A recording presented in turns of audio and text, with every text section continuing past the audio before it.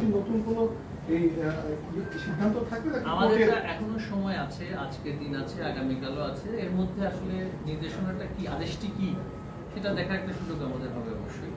এবং আমরা আবারও আমাদের আইন কর্মকর্তা যারা আছেন এবং অ্যাটর্নি জেনারেল মহোদয় আছেন তাদের সাথে কথা বলে আমরা সিদ্ধান্ত নেব। যদি কোনো আদেশের কপি আমাদের হাতে না আসে, সুমতো আদেশ যদি সম্পূর্ণকৃত হয়ে আসে আদেশ, আমরা সেভাবে করে সিদ্ধান্ত নেব। তবে আমরা আদালতের প্রতি শ্রদ্ধাশীল, যতক্ষণ সেই নির্দেশনা বহাল থাকবে, অন্তর্বর্তীকালীন নির্দেশনা বহাল থাকবে, সেটা নজির সেটা হচ্ছে যে সেই নির্দেশনা নির্বাহী বিভাগ সম্মান প্রদর্শন করবো, সেটাকেই মেনে চলবে। মনোযোগের মধ্যে একটা বিষয় হলো যে যেখানে তো আবহাওয়া অফিস জারি করেছে, জারি করেছে, তার কারণে অভিভাবক, সবাই উদ্বিগ্ন ছিল।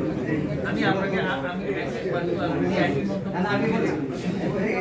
উদ্বিগ্ন ছিল সেখানে এই যে মন্ত্রণালয়ের এই সিদ্ধান্ত স্কুল খোলা রাখা, যেখানে নাকি অভিভাবক, স্কুলের শিক্ষক এবং ছাত্রছাত্রীরা আমরা তো খোলা রাখিনি, খোলা তো রাখিনি। আপনারা তো এই বন্ধ মন্ত্রী আমরা তো ঢাকা বিভাগ এবং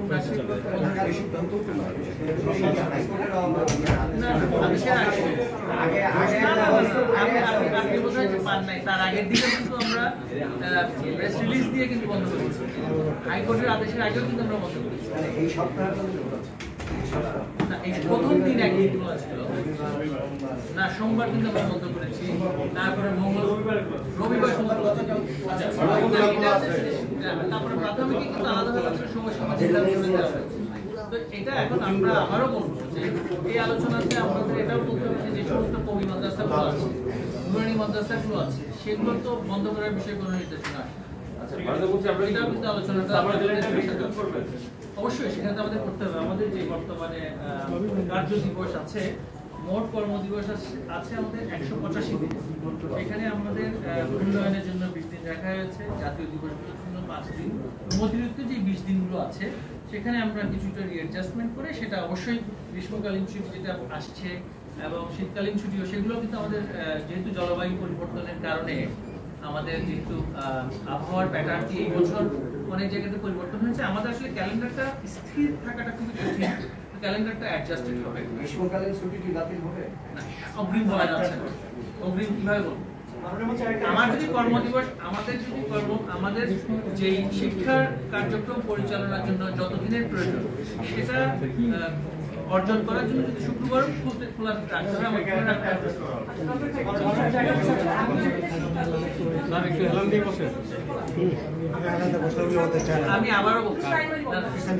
আমি আবারও বলছি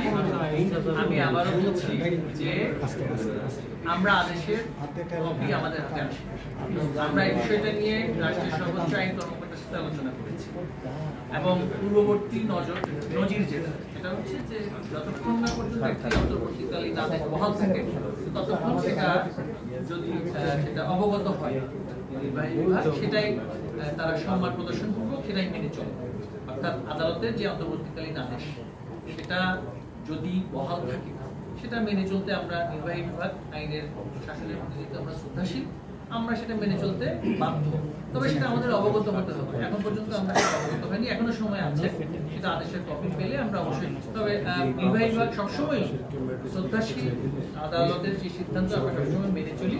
তবে আদালতের এখতিয়ার আর নির্বাহী বিভাগের এখতিয়ার বিভাগের মধ্যে অবশ্যই একটা সাংবিধানিক একটা বিষয় আছে। সেখানে কিন্তু আমরা অনুরোধ করবো সবাইকে, সকলকে, অভিভাবকদেরকে, শিক্ষকদেরকে এবং গণমাধ্যমের সকল কর্মীদেরকেও যে আমরা এই বিষয়গুলো যাতে করে মাথায় রাখি। আরেকটা বিষয় হচ্ছে যে আবারও আমরা শিক্ষা প্রতিষ্ঠানের প্রতি আমাদের শহরাঞ্চলের দিকে সেখানে তো আমরা বন্ধ করছি, আবার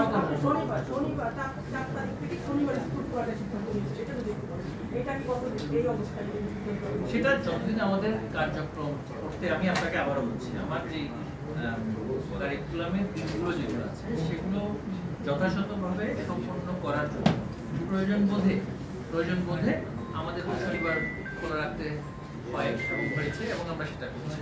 তবে সেটা যদি আমার দিবসগুলো যদি সম্পন্ন হয়ে যায় তাহলে সেটা আমরা খোলা রাখার প্রয়োজন হবে।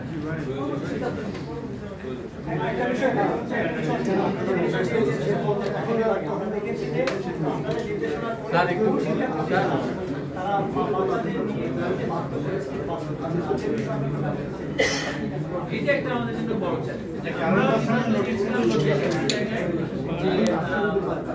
এই কলেজটা বন্ধ করার জেলা চেষ্টা করে, কিন্তু সেটা তারা মানছে না।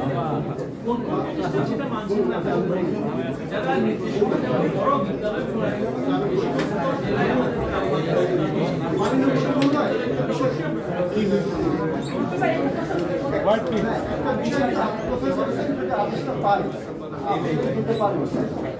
এখন আবার বলছেন যে মেনে চলুন আদেশে আসলে কি আছে সেটা এখন যদি আদেশটা পান সে এখন আসে